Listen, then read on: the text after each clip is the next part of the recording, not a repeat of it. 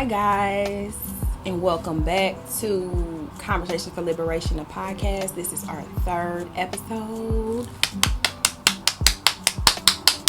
and I am super excited, y'all, because that second episode did so amazing compared to the first episode. And I just want to thank y'all for liking, commenting, subscribing, for viewing, for wanting to be all in my business, like people. But it is what it is, because that's what we're here for. So, of course, we back again with another episode. And this episode is going to be called Battle with Sexuality and the Stigma That Comes with Lesbianism. Because, of course, on the last episode, we talked about how I was single. And I just wanted to kind of give y'all some insight on my 8-year struggle being in a same-sex relationship and some of the stigmas that come with being in a same-sex relationship. Okay? Because I genuinely feel like one of the reasons why I'm going through all of this trauma is because I am in a same-sex relationship. Okay?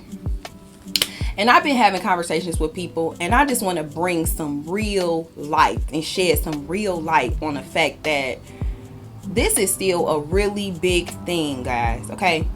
I hate that social media makes us think that everything is so glamorous and everybody is getting accepted and everything is peace, light, and love, and we just in this space in a world where everybody is just all in harmony together and everybody is gay and getting accepted and everybody is happy and we just living these tremendous lives where everybody around us is so for us and all of these different things.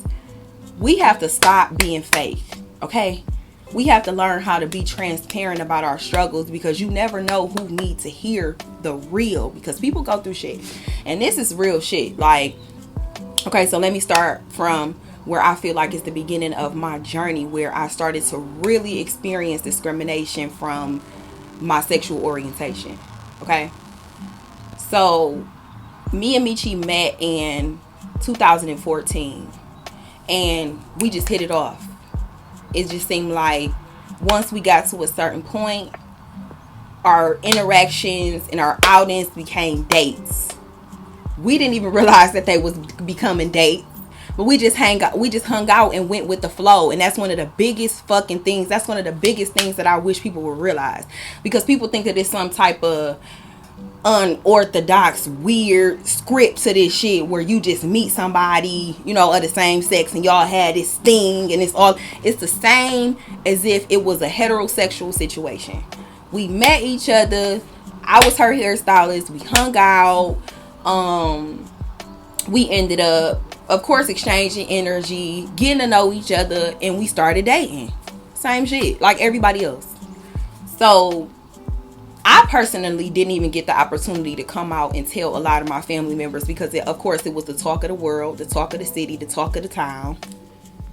So everybody felt like it was their place to kind of run around and letting everybody close to me know, which was the first act of discrimination, I would say. Because that type of shit, you have to be in a certain kind of headspace to be able to even internalize, coming from somebody who you knew your whole life and you really never knew or seen this side of this person. That brings me to my second point of how I lost 95% of the people in my corner. Like, I lost 95% of my support system. Okay? I'm talking about my best friend. When my brother was alive, me and him didn't talk for 2 whole years. My father, who I've been close to, known my whole life. You know how some people don't know their daddies, they don't know where they come from. They've never been a part of their life, or they got some time in fathers. Like, I had a father who was in my life consistently that completely turned his back on me. Okay? I still don't talk to him. We just had the worst falling out of our whole relationship a couple months ago. And I really genuinely don't think that it's no coming back from it, because shit got so crazy, y'all. Me and my brother didn't talk for 2 whole years, and then a year later he got killed. My daddy was trying to literally turn my sisters against me.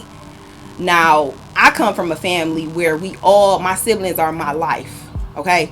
I had 7 sisters and I had 1 brother. So I got 7 sisters, 1 brother. Okay? So we was all like this. I'm the second oldest. So I damn near raised all of my siblings. So imagine this, y'all. One day, your daddy called you. My dad called my phone. And I was actually at Michi's house. And he called me and said, what is this I hear about you having a girlfriend? And I said, Daddy, I got one. You know? And he was like going through the motions on the phone. He couldn't believe it. He went through all of this. And he was like, I don't know how I'm getting ready to sleep at night. That was the last conversation we had. And I said, well, I hope you figure it out. Because I'm getting ready to go out to the club, Dad. Don't sweat it. It's okay. Don't let it bother you. It's not the end of the world. This is how I'm talking to my father. This is the type of relationship that we got.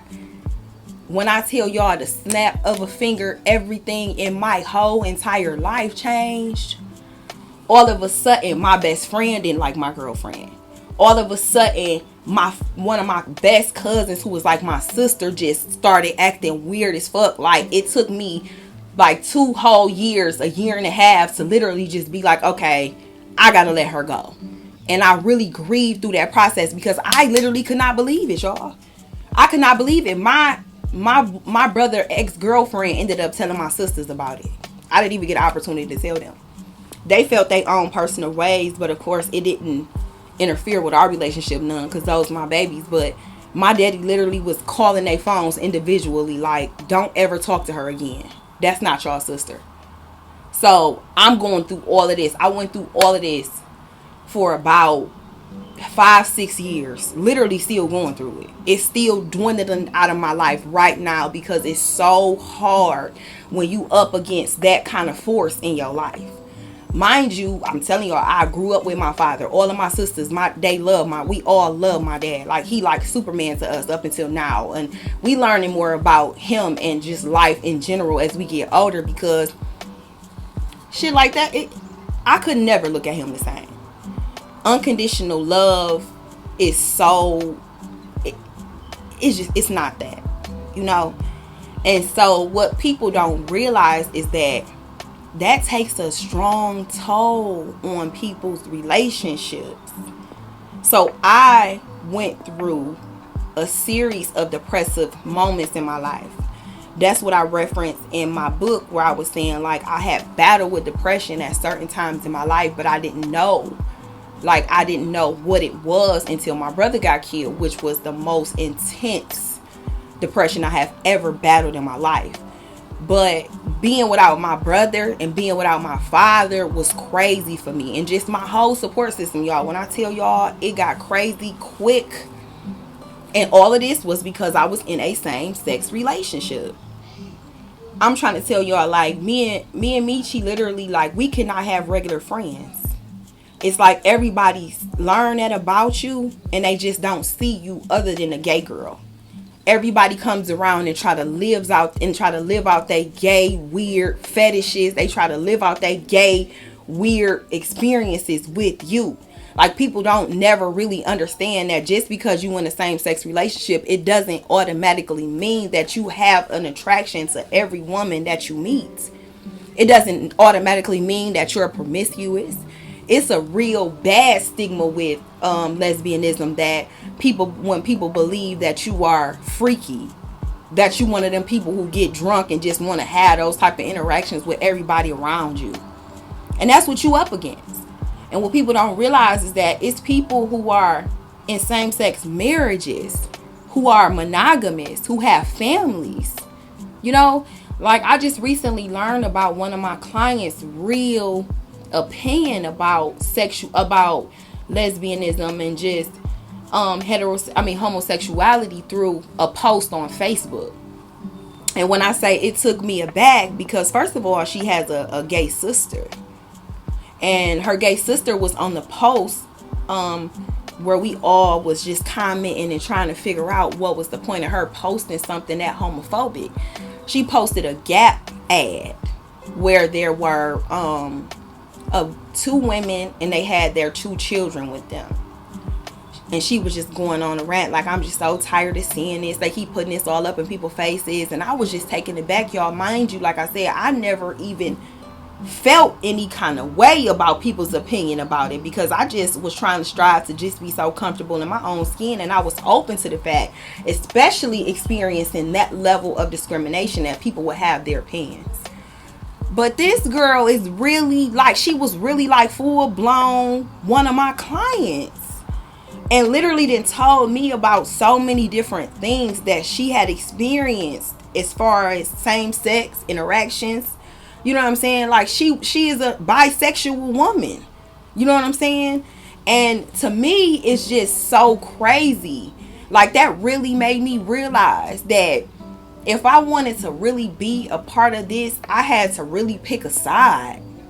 It really made me feel like a fool because prior to that interaction with her on Facebook, seeing that post, I had the same opinion about people showing public affection, you know, when they are in same-sex relationships. And it was just a whole contradiction to my lifestyle. Like, you really cannot serve two masters on so many of these topics. Like, you really got to pick a side, because to me it shows your lack of self-love and your lack of acceptance for yourself. But when you go through so much, you battle with so much. Like, I think that homophobic people set out to make people feel self-hate. Like, a lot of people think that they can pray the gay away. A lot of people think that they can condemn people to switching sides, or that they can beat somebody verbally, emotionally, mentally into changing their personal preference in sexuality or sexual orientation. It is so amazing to me how we are in this space in a world where people still are not able to live in their truth, when it's so much going on in terms of like people going about life so many different ways, y'all. Like, it's 2021, and I just wanted to call attention to the fact that we have still been misinformed. People are still not really living in their truth. I know so many undercover gay people, women and men. I know so many people who hate me because I decide to live in my truth. It's crazy because people always look at me like, oh my God, you this person who just live out loud and you go against the grain all the time and you do all of these different things. But in the same token, they looking at me like, I could never do that. I could never do that. And that's okay, because I feel like what's for me is for me. But don't tolerate me. You know what I'm saying? Don't use my life as like a gossip piece, or it's not my life, y'all entertainment. Like, you have to realize that at the end of the day, we are human beings. You know what I'm saying? Like, I will never ever ever be ashamed of the people that I love, because when you're looking at a person, you don't say, oh my God, I love this person because they are a woman or they are a man. You just love the person. You know what I'm saying? I'm bisexual, so which means that I will easily be attracted to a woman and a man the same way. And it makes me no difference as long as the person is a good person. You know what I'm saying? It's a lot of people that are literally born gay, y'all, and it's no other way for them to go. Like, I still feel blessed, you know, no matter the turmoil, no matter what I go through, because I still, you know, have a strong attraction to men. So if I ever wanted to date a man or be with a man, that's something that I could do. But what about the people who don't have that choice? What about the people who genuinely feel creeped out by the opposite sex interacting with them in a sexual way? You know what I'm saying? I don't think that we can say that we love people and we have a problem with their sexuality, because I feel like love is acceptance. You have to love people no matter what. We have a real weird understanding of what unconditional love is. I don't think any of us really know love, because we have never really shown love, and we've never even received love, because there's so many different stipulations on what you do and don't do, and that's how people decide if they're gonna love you or not. So I was watching a program on Hulu, and it's called Pride. I want everybody to check out that program, because it gives you a lot of insight on homosexuality, transgenders, lesbians, gay people, and just some of the trauma that they go through. And it'll just help you understand like what people like me battle with. Like, I would never in life live my life in the closet. I think that it hurts more than it helps, because you got to realize that it makes me feel 40 times better when I wake up and I know that I'm living in my truth, no matter what comes with it. And that's just in all areas, in all aspects of life. If you do anything Own that shit. Don't let nobody make you feel no kind of way about who you are or what you do.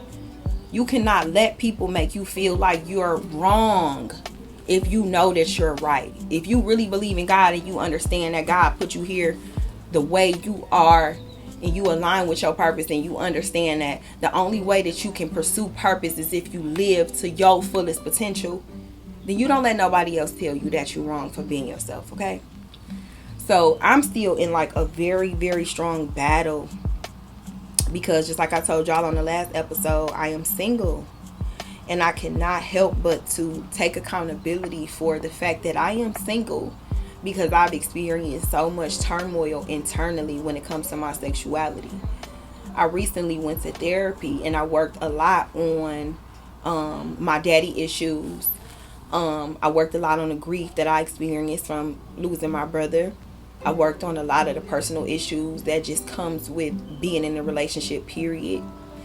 And for anybody who has a gay child, or they see gay tendencies in a child, or one of their kids came out gay or anything like that, what you have to understand is that that child is going to need you way more than they ever have, okay? Because there's so much confusion that comes with trying to figure out how to live that life. Because it's a totally different lifestyle. The last thing that a person needs who's embarking on that kind of a journey is for you to turn their back on, for you to turn their back on them. They don't need you to they need you to support them and to be there for them, okay? At the end of the day, the best thing for you to do is to just try to stand by them and help them sort that out. Put your feelings to the side and just try to figure out what you can do to help them, okay? So I pulled some notes from the program, and I just wanted to elaborate on some of the pointers that I figured would benefit this program, because it was so real. And so I wanted to let you guys know how hard it is, like I was saying earlier, for lesbians in particular to just have friends, male or female, because first of all, people pick sides and try to divide and conquer. Because as we know, like, people who are miserable, more than likely they want everybody else around them to be miserable. And the fragileness of lesbian relationships creates little loopholes for people to be able to swarm in at any given time to try to split people apart. And typically when you face the adversity that I face, or the adversity that anybody faces who's up against the whole family, when it comes to living in a truth, is always in a fragile state. So people prey on that. People prey a lot on the fact that there's so much chaos at times in these situations. So for the most part, like, you can think you got a friend, you don't got a friend. You don't got a friend, depending on what people are going through in their individual lives. And that's with any relationship. But for the most part, lesbian relationships are so much more fragile, because it's like, it's harder for us to coexist in society, people automatically assume that there's something demonic that's binding you together with the person, instead of understanding that it's just a regular relationship. I really don't even know how to explain it from a spiritual perspective, because everybody has their own beliefs, but you will have to just know what's for you, okay?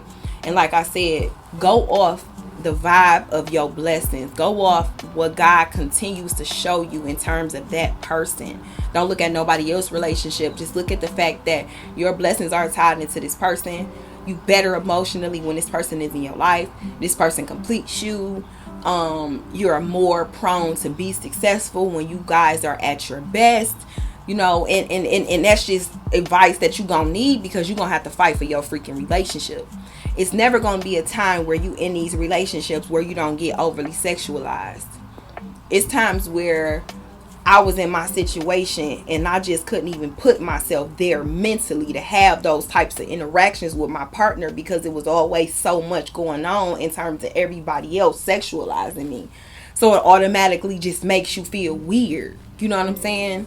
Like, it's the same thing with my partner. It is hard for us because everybody just sees you and they see gay.